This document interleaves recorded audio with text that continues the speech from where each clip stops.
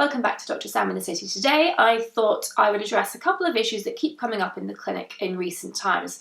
And that's about products which have been passed down in beauty mantra from mums to daughters, through magazines, through all the ways that we share beauty information. But I think there is genuine skepticism about whether or not they are essential. So 3 of the products that people have been querying whether they absolutely need it recently are toner, eye cream and primer. So I thought I would address each of these question marks individually.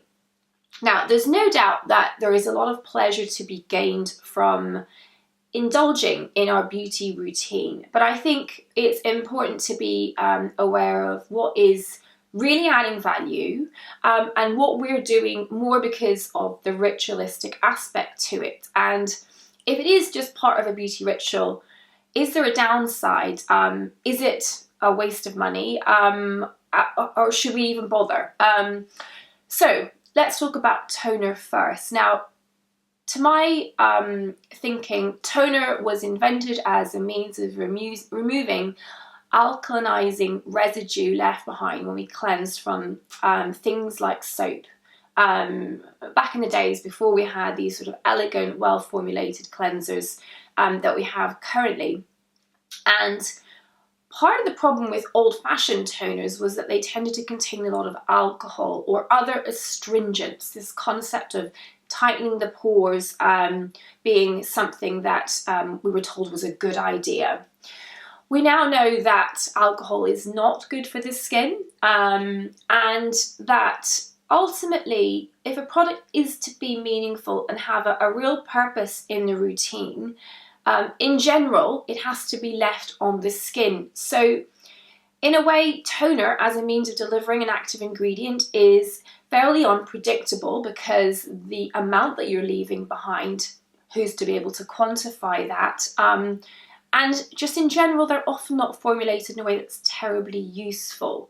So my feeling is if you're going to use a product that contains alpha hydroxy acid, so if we're talking about acid toners, why not apply it in a properly dosed leave-on format, whether it's a serum, a cream or a gel, but just something that you can actually measure to see how much that you're using, you're actually leaving on the skin, so you can actually quantify what kind of result you're getting. So toners can do harm if they're not well formulated and may not be a very meaningful way of delivering an important active ingredient. So to my mind, they're very much optional. Coming on to eye cream. Women are very attached to their eye creams, and I tell them that they may possibly not absolutely need one. They look, I'd say, a bit short sometimes.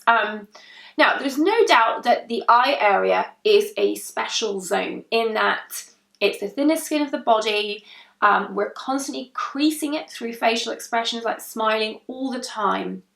And because of its complex nature with a hollow and blood vessels and muscles sitting very close to the surface of the skin, it's prone to manifesting as dark shadowing here, especially as we age. So for that reason, it gets lots of attention. Now, the thing is that eye creams are often formulated in a way to essentially do very little. Because of the nature of the skin here, it's very prone to irritation. So it is hard to deliver high potency active ingredients to this area without potentially causing irritancy or redness or even creating an eczema type reaction due to irritancy. So in a way, eye creams were sort of set up to fail because they're hard to formulate in a way that's meaningful. So my feeling is that unless there's a specific active in there that we know is useful for a particular set of problems, so for instance, we think that vitamin K can be helpful if you're prone to dark circles, and this tends to be an ingredient that's quite specific to being used in the eye area. So it makes sense to formulate an eye cream with that ingredient. So in my mind, that's useful. However, a product that is largely hydration, do you actually need a specific product for your eye area? My feeling is you do not. I think the good things to think about when we're treating the eye area is to always ensure you take your sunscreen up to the lash line, because there ain't no point in putting active anti-aging ingredients into your skincare for your eye area if you're not preventing the first and foremost thing that causes trouble in terms of the aging process. Then I'd suggest seeking out active ingredients that are generally well tolerated all over the face, including the eye area, and that tends to be things like vitamin C and niacinamide. But the thing is, you can find those in general purpose facial products. So do you actually need an eye cream dedicated with those ingredients in? Not sure. So all I'd say is use some logic and pragmatism whenever you're splashing out on gorgeous little pots of eye cream, and just think critically about what's in there. Then finally, primer. Now, my main bugbear with primer is simply that if you're using a primer, generally speaking, something else in your skincare routine has to give.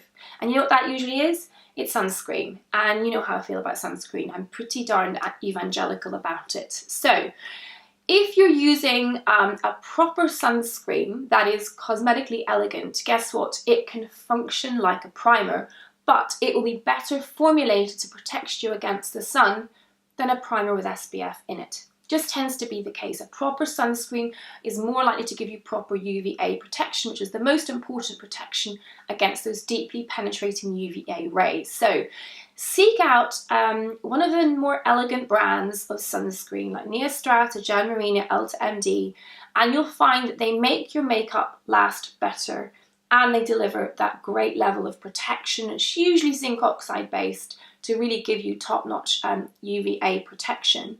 And they often tend to look great just used by themselves, which is an added plus. So in my opinion, skip the primer because it means you're more likely to use your sunscreen properly. And if you choose it smartly, its dual purpose will be as a primer anyway. So there you have it, my honest take on the need for toner, eye cream and primer. I'm sure you'll have an opinion. Please leave your comments down below. Bye for now.